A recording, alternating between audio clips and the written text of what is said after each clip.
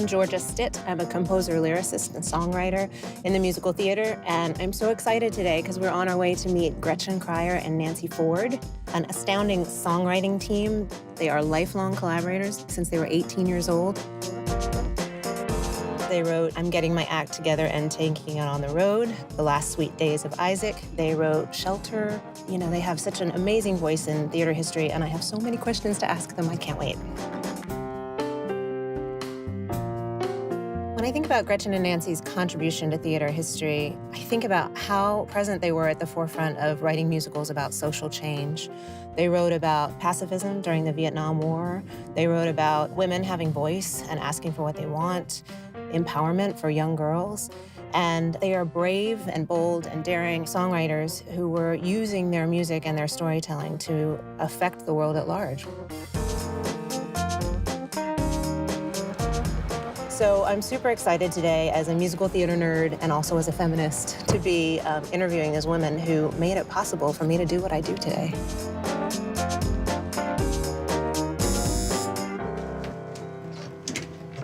Georgia! Hi, Nancy. Hello. Hi.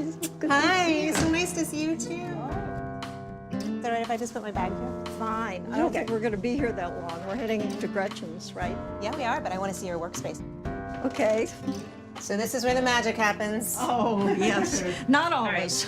Sometimes it's really hard to have the magic happen. So that's why I have all these things around me. You know, when I'm having composer's block or something, it's encouraging. I think, well, I did once write something, so maybe I will be able to write again. Absolutely. But this all looks very different than it probably did 20 years ago. I'm If you had come in then, I would have had a whole stack of components here. You had to have a Proteus orchestral. That's right. For arranging, you had to have a DAT machine, you had to have another tape deck, and I had a big thing here with just stacked up units, and it was wonderful to be freed of that. And now it all happens just with that little box. It's really amazing to me.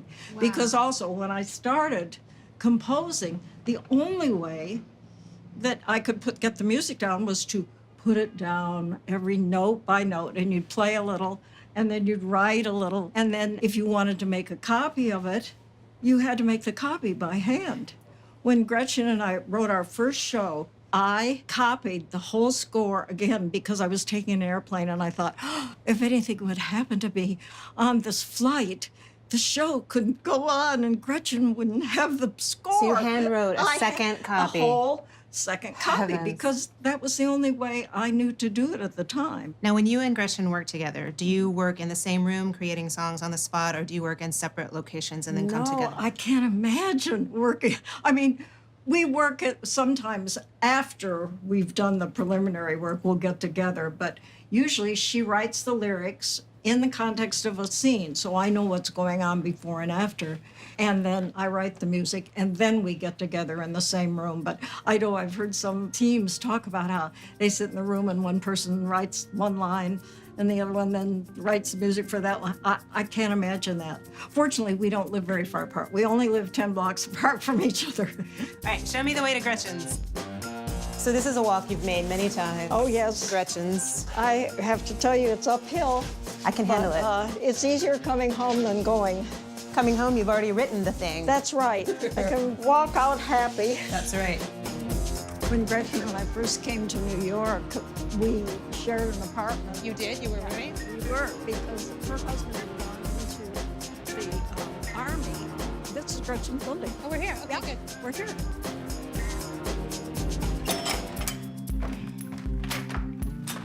Hello! Hi. Good to see you. Oh, Hi, Georgia. Oh, how good to see you. Nice to see you, too. I feel like I should introduce you, and then that was maybe not. How do you do? All right, ladies. The thing that I am the most thrilled to talk to you about is that you are lifelong collaborators, that you met when you were 18 years old and have been writing together since. I can't even think of many people that have had that kind of lifelong professional relationship. So tell me, let's just start at the very beginning, when you were 18 years old, meeting each other and how that happened. I remember meeting Gretchen on the stair steps of Lucy Rowland Hall, the first day I got to school. This was at DePaul University, right? So DePaul she was the University, first thank you. friend that you met at college. But then we didn't, I don't know, our ships didn't pass until the Monon Review. Yeah, Right? at DePaul University, every year they would have a competition among writing groups. Maybe 3 or 4 teams would write musicals. They would compete, one would get picked, and then they would produce it. Now, this is an entirely student-run proposition. It was a wonderful thing, you know. So that freshman year, Nancy, of course, was doing a lot of music in the dormitory and so forth, and a guy named David Murnitz asked us if we would like to team up with him. He wanted a date with Gretchen, but he was too shy to ask for a date. So he said, would you write So he went to her friend. book of this musical? And so they came to me to do the score. We sat down and made a list of what a musical should have because I had never seen You had a never live seen a musical. musical. No. I grew up outside a town of 200 in the middle of Indiana, Dunreath, Indiana. And we lived out in the suburbs, a quarter of a mile out. The suburbs of 200 people. Yes, yeah. So it was not a big theatrical context, though, although both Nancy and I, from a very young age, were doing theatrical things. I was putting on little plays in your town? in our house. In your our house. when I was 5. And Nancy was already composing at age 4. And I had a little glee club I started when I was 5 years old. I got together some of the girls from my neighborhood, and we put on concerts for our parents and our friends. But at DePaul, because they had this Monon Review, I think that was what made me want to write musicals. I don't think that before that I had thought specifically about that, but it was so much fun when we got started doing it. And we won the competition. At that point, we weren't intending to do it professionally No. because mainly we went to DePaul to find who we were going to marry. And we both got married our senior years in the 50s to men that we met at DePaul. Both of them decided to be ministers, so both of us thought we were going to be ministers' wives. And they both went to Yale Divinity School, so Nancy and I trailed along, of course, to Yale Divinity School.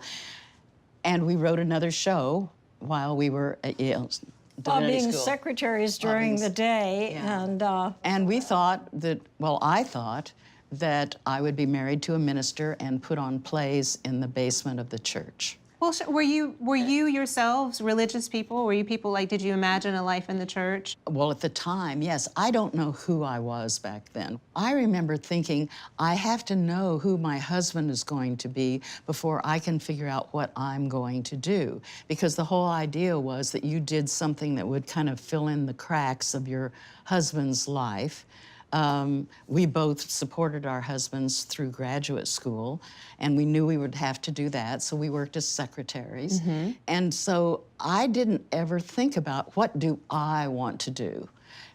But the wonderful thing is that my husband decided he wanted to go into show business. So then I thought, well, okay, then I will too, because Nancy and I had written together. Nancy and I didn't know that we were going to end up living in the same towns all along the way and come to New York at the same time. By that time, I think you were separated from your husband, and my husband was in the Army. So she and I came to New York and had a place on 74th Street until my husband got out of the Army.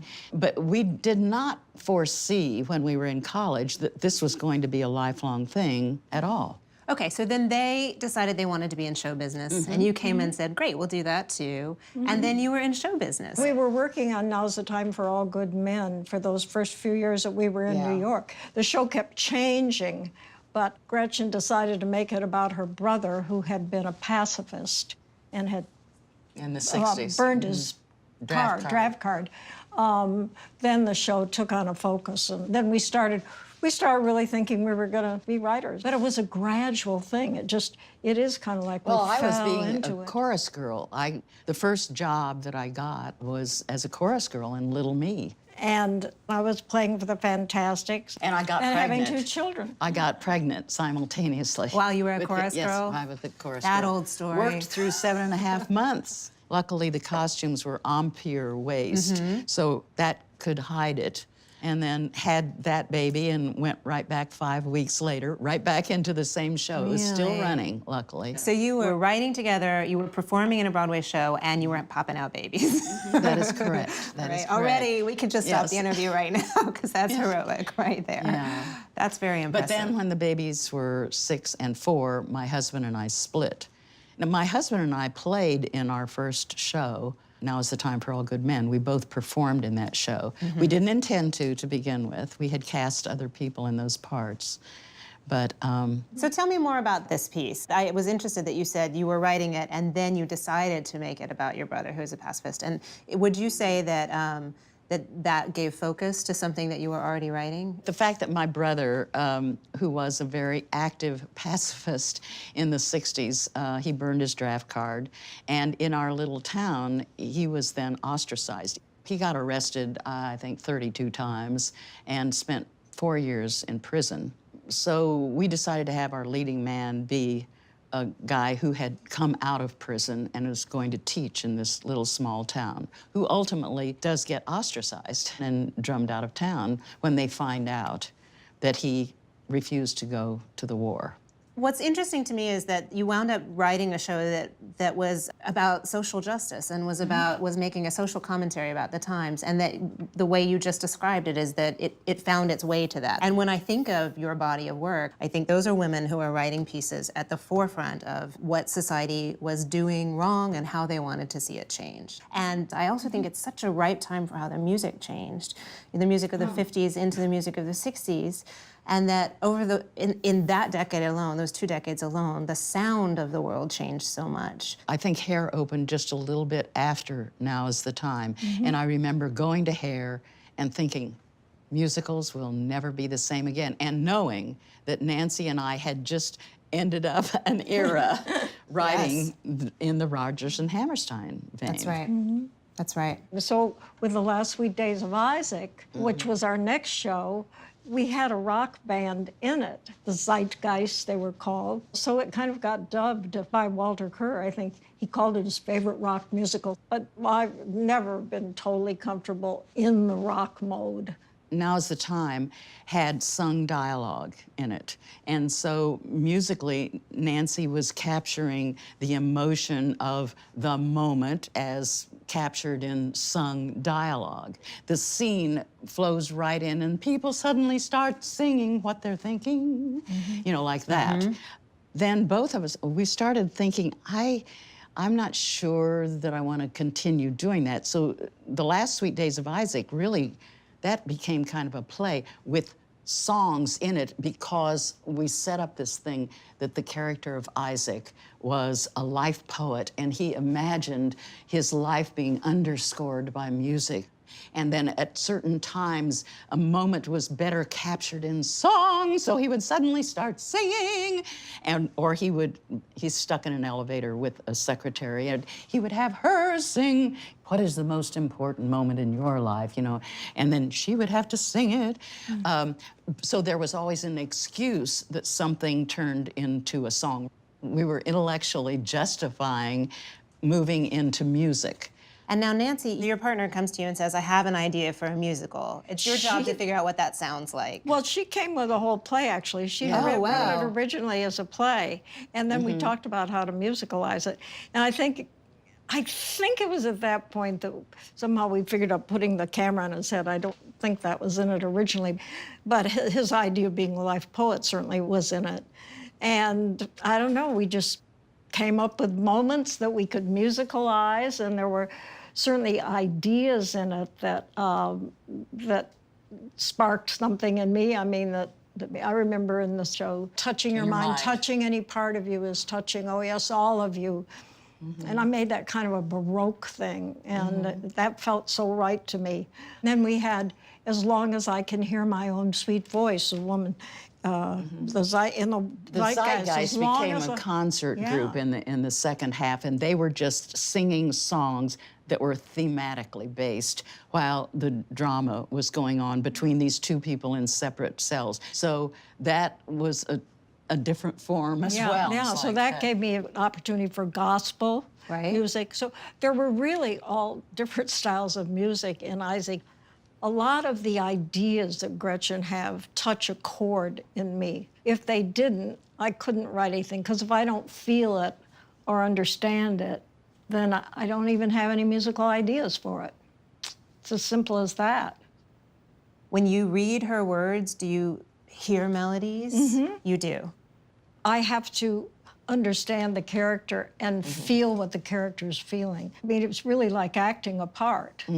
I have to feel what that character is feeling at that moment in order for any music to come to me. One of the last shows we wrote, I went to the park with some score paper and sat there and just thought about the first lines almost of every song first and how it would fall. I mean, Is it about rhythm? Is it about think of them melody? in my mind. I just say the words in my head. I just say and see where the cadences are, where those words would rise or where they would fall, or what the rhythm is. Usually Gretchen's lyrics are very metered and rhythmic, so I don't have to sweat that at all. And it's so amazing sometimes, and the tune comes. And sometimes a tune comes and it just is the wrong one, and you know that, and you have to wait. And then what do you have to do to turn it into a song? What is that? What are the next steps? Then I go play it on a keyboard and put in the harmony and print it up, bring it to Gretchen and say, what do you think about this? A lot of teams sit in the same room and try things out together. We don't do that. I don't recall we've ever done that. I mean, I do my thing, and then she goes and does her thing, and then we come back, and most of the time, I like what she brings back. And what if you don't? What if you, in either case, what if the delivery of the first piece makes you go, Nancy says she can tell by the look on my face. Well, mostly it's, Oh, that I curl really? I curl I'm playing something and Gretchen's twirling her hair. I have a pretty... So now you know you have a tell. Don't ever testify in court. Now we all know.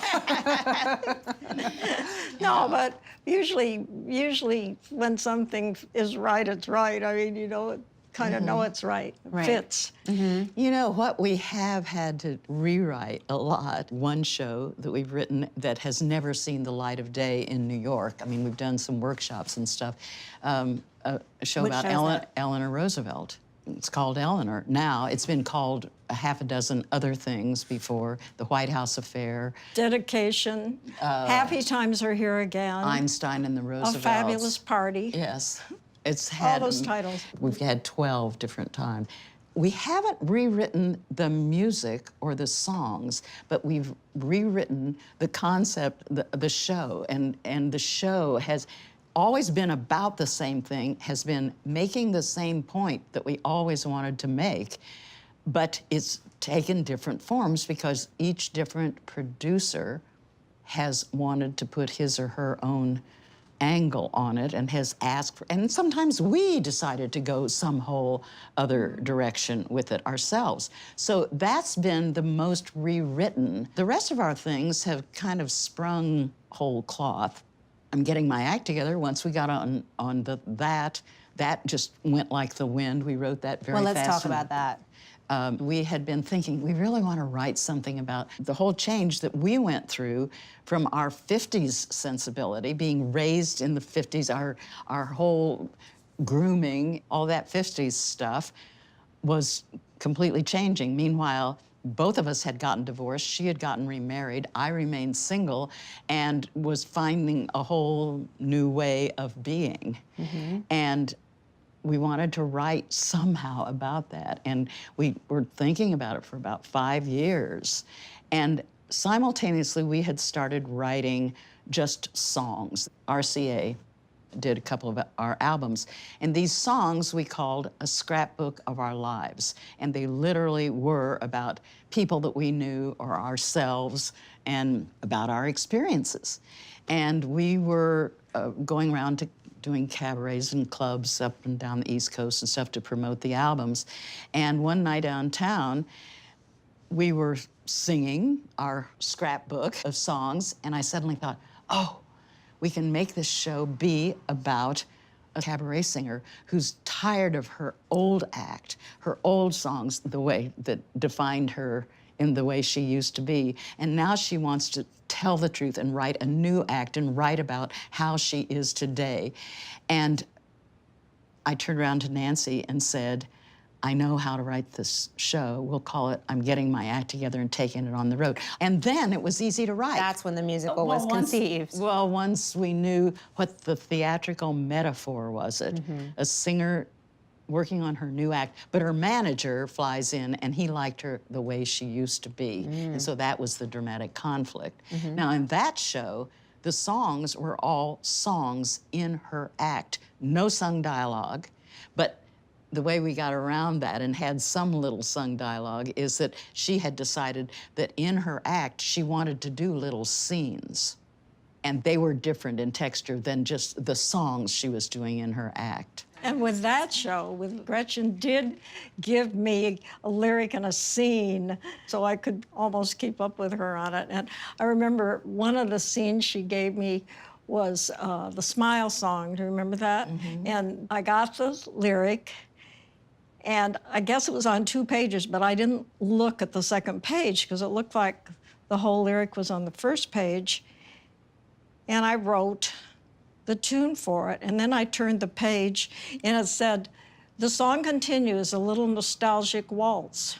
Well, I had just written a little nostalgic waltz. Really? And I thought, oh, that's good. And I remember we commented on the time that it was interesting that, that we were that much in sync on that song. Daddy always said I wasn't pretty unless I would smile. He said, smile, so I'd smile, smile, smile. I was Daddy's smiling girl, I always tried to please. I could make him happy and put him at his ease. I would smile for Daddy and sing a little song, and Daddy would take care of me. That's how we got along. He said, smile, so I'd smile. Smile, smile. He said, smile, so I'd smile, smile, smile, smile, smile. If you smile in just the right way, you'll make a pretty wife, and someone will take care of you for all your pretty life. If you smile, smile, smile. If you smile. It was literally almost exactly what I had been hearing in my head when I was writing Well, that speaks it. something to the rhythm of the words must have lended itself. But it was to. exact. Let's go back to the origins of I'm Getting My Act Together and Taking on the Road. It was it 1978, is that correct? Yep. And when you say the main character was rejecting her old life and wanting to say something new, what are some of the things she was wanting to say? There was one song, Dear Tom, in which she is singing an apology to her ex-husband because she felt that she never let him see her real self. She was moving away from just being the deferential wife that we all were going to be in the 50s. And she regretted not having allowed her ex-husband to have seen that. And then the final words are, Dear Tom, perhaps we could have made it. Dear Tom, but somehow We were caught. we were caught. Dear Tom, yes, I always fixed your suppers. Dear Tom, yes, I gave more than I got. Dear Tom, you thought that I was perfect. Well, I'm not. Dear Tom, you thought I was so loving.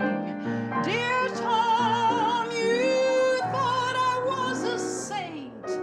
Dear Tom, you thought that I was perfect. It's not only women who were raised with certain expectations. The men of our generations were also raised with certain expectations of how we would be, how they would see us, and what was demanded of them, too. what we were going through in the 70s, all of us were going through, was massive confusion as to how we were supposed to act. Men were totally confused and baffled. What do women want, after all? I mean, do they want us to help with their coats and pull out the chair and open the door for them? Because originally, you know, with the first wave of feminism, we were saying, no, don't open the door for us because that's patronizing, and don't treat us, you know. But then men didn't know what they were supposed to do. So, you know, so the reactions to our show when it first opened were just very volatile, which was wonderful. Because in addition to Dear Tom, many of your songs were about things that women want and things that women say and things that women don't say. And I've been put in a package and sold. Yes. One of the songs. Strong woman number. I'm doing my strong woman number. But as for finding love, my friend, this strong woman number doesn't mean a shit. You know, that. Right. It's exactly what you were speaking to, the idea that if you make all of these demands, then you're not going to find, because the men were perhaps not trained to know what to do with that kind of woman. That show came along at a time when these issues were very close to, you know, a boiling point. And when the show opened, Joe Papp thought that we should have talkbacks on Wednesday nights because the Wednesday nights were the least attended. In those talkbacks, they fought in the audience. People fought. Couples fought between themselves. People walked out. People asked very direct, probing questions and so forth. So it was electric. Those discussions were always electric. You were part of the national conversation about at the forefront of what we now call the feminist movement. And did you know at the time? No, we did not. Again, because we did not sit down and say, we want to write a feminist show. We did not do that. Right. Again, it was a personal show, but immediately it was labeled, for good or ill, as a feminist show, which, yes, we were feminists, but we didn't set out to do that. I hadn't even been to a consciousness-raising group before we wrote the show. This was purely a personal journey. It sounds like your personal journey was reflecting the journey of many women who were in similar situations, and perhaps many men in similar situations who were not writers. Who were, you know, that is the beauty of being a writer, is you being able to put pen and paper and piano music to something that is in the national consciousness. And let's talk about Old Friend. So you said that one poured out of you as well. I remember the first time I heard it thinking, I've never heard a song that captures what I think friendship is so beautifully. How did that idea come to you? That was written actually for a 40th birthday of a friend of mine, Brooks Jones. And the line in there about we'll meet the year we're 62 and travel the world as old friends do. At the time we were 40 when we wrote that. And when we reached 62, I got in the mail a ticket to East Africa, to Kenya, to go on a safari with Brooks to travel the world as old friends do. So that's the story of that song. But we were doing that song in our act, and I think it was Craig Zaden who suggested that it should go in our show. When we figured out how to do it, it changed quite a bit about the show because it turned the manager into somebody a lot more sympathetic than he had been in the beginning, because he became her old friend. And so that was really a major change. As female writers in the world, do you feel like it gave you more opportunities? It took away opportunities? Do you feel like it was a label that you wore? I remember being interviewed after Now's the Time that they asked us, did we feel that it was a detriment being women? And we said, no, we didn't think so. Now, all these years later, I have revised my opinion about that. And what do you think now? I think somehow, possibly yes, the fact that we are a team of two women. If either one of us had had a partner who was a man, possibly we might have had a foot in the door a little bit more, because it simply has to do with the fact that people really like to work with the people they know and the people that they feel comfortable with. And I don't know that people would have felt comfortable with two women writing. I mean, we're not part of the old boy network. We still aren't today. I remember when we were young, someone came up and said, "Did you two girls write that all by yourself?" So there was still that thing. There was still... Right, amazing. So I don't know, you know, I think the whole bias is so much just kind of subtextual in the air that you can't put your finger on, okay, why weren't we considered to write this show or X, you know, or so forth. Why didn't anybody think, oh, they're a team that can do that kind of music, or we'd like to work with them. Because you've proven that you could write in many different styles. In many different styles, bold, yes. brave ideas. But we haven't had anybody come to us since the American Girl shows. Oh, yeah. Yeah, we were asked, we were literally commissioned to write those shows because Pleasant Rowland had seen I'm Getting My Act Together in Chicago. She created and owned the American Girl company at that time. I had written an idea for a Broadway show based on the American Girl things, and I had a one-page synopsis, which we sent to her, suggesting a Broadway show. The one in Chicago ran 10 years, the one here was opened 3 years later and ran 7 years, and the one out in LA ran for 3 years. And there are reviews of songs that use the American Girl doll characters as the... Yes, they were all based on the books, stories. on the stories. And then you also wrote Anne of Green Gables. Yes, we did. So there was a period of time where you were writing quite a bit for young girls, right? Well, that was because after we wrote the American Girl show, we thought it was so much fun writing for that group, age group, and so we looked around to think, where could we do that again? And we went to TheaterWorks and said, do you have anything we could write? Oh, wow. Yeah, we just So that's, I love that you asked for it. Well, we that you went in and said, we weren't asked. hire me. Yes. And they said, well, we've been thinking about either doing an Anne of Green Gables or a Dr. Dolittle. And so we read both of them. And neither of us had ever read the book, Anne of Green Gables. For some strange reason, we were about the only people we knew who hadn't. But we were both immediately taken with it. And that character, who is kind of a young feminist. Yes, of course. But you know, our professional life has been so greatly underwritten by our trying to get the Roosevelt show on. A great deal of time that would have been spent writing 4 or 5 other shows, because each time we have thought that that show was going to get on, and we did rewrites for that version, and then after 18 months or whatever, that would fall through, and then we'd go write something else, American Girl show, but then we'd come back and somebody else was interested in the Roosevelt show, and so we'd spend time with that, you know, and that show has just kept being a subtext to our professional life, and a lot of time has been spent on it, writing different versions of it. Just when we're talking about your history, you had children and you did not. You raised children, you did not. I want to know how that affected your ability to work together in terms of time, logistics. Were you mentally interested in writing about the same things during that chapter? I think we've always been interested in writing about the same things. I would just like to say something about being a woman who had children. I think that women's lives, creative lives, are greatly affected if you end up having kids, or if you are a caretaker for parents or something. Nancy's been a caretaker for parents.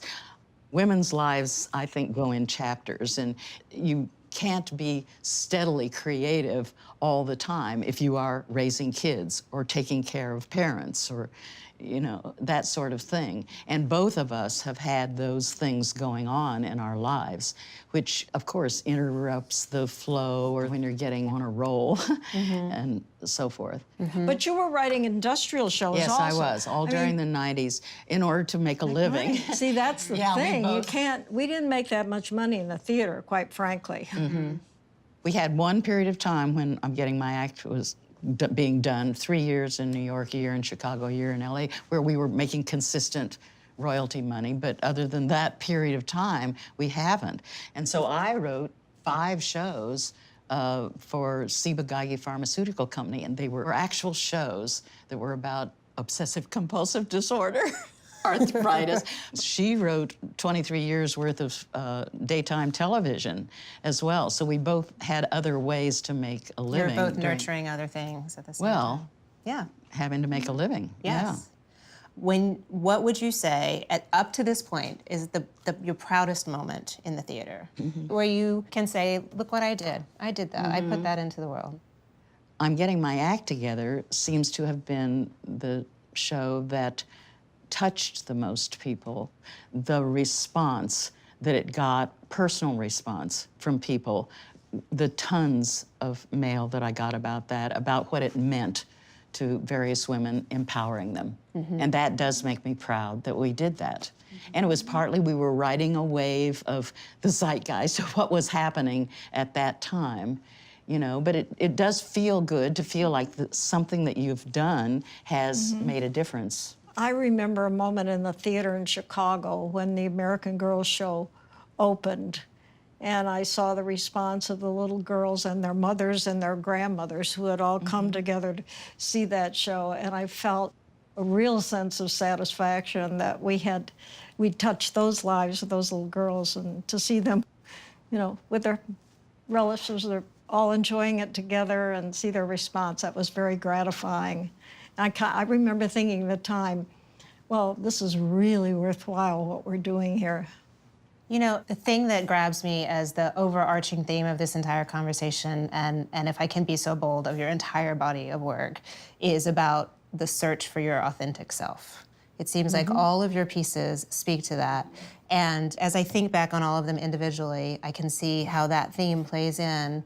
The war pacifist, the feminist, the American Girls, the Anne of Green Gables, and I think that is at the core of what we call feminist ideas, but it's not just about women, it's about humanity, is the search for your authentic self. And I think, to me, that is the greatest thing that you've given us, is that you keep teaching that lesson over and over again. So thank you. Oh, thank you. Every time I've lost another lover, I call up my old friend and I say, let's get together. I'm under the weather. Another love has come to an end. And he listens as I tell him my sad story and wonders at my taste in men.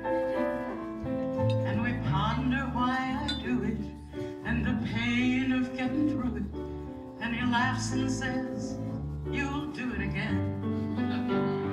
And we sit in a bar and talk till 2 about life and love as old friends do, and tell each other what we've been through, how love is rare and life is strange.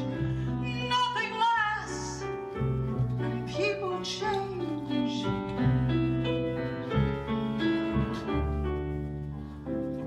And I ask him if his life is ever lonely,